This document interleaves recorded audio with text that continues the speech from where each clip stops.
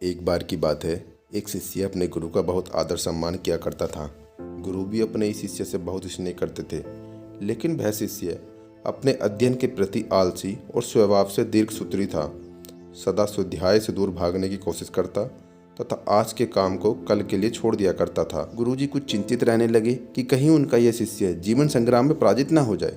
आलस्य में व्यक्ति को अकर्मण्य बनाने की पूरी सामर्थ्य होती है। ऐसा व्यक्ति बिना परिश्रम के ही भोग की कामना करता है। वह शीघ्र निर्णय नहीं ले सकता और यदि ले भी लेता है तो उसे कार्यान्वित नहीं कर पाता। यहाँ तक कि अपने पर्यावरण के प्रति भी सजग नहीं रहता और न भाग्य द्वारा प्रदत्त सुअवसरों का लाभ उठाने की कला में ही प्रवीण हो पाता है। उन्होंने मन ही मन अपने शिष्य के कल्याण के लिए एक योजना बना ली।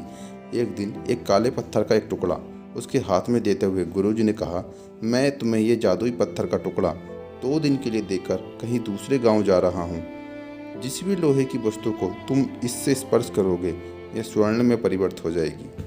पर याद रहे कि दूसरे दिन सूर्यास्त के पश्चात मैं तुमसे वापस ले लूँगा।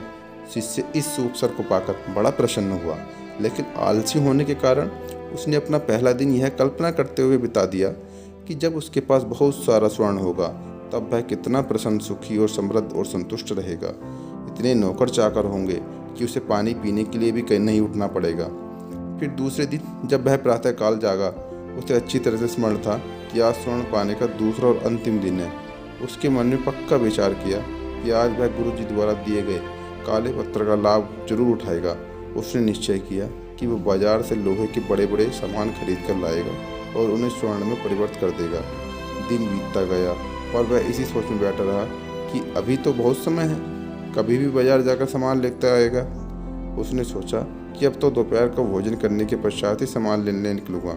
पर भोजन करने के बाद उसे विश्राम करने की आदत थी और उसने बजाय उठ के मेहनत करने की थोड़ी देर आराम करना उचित समझा।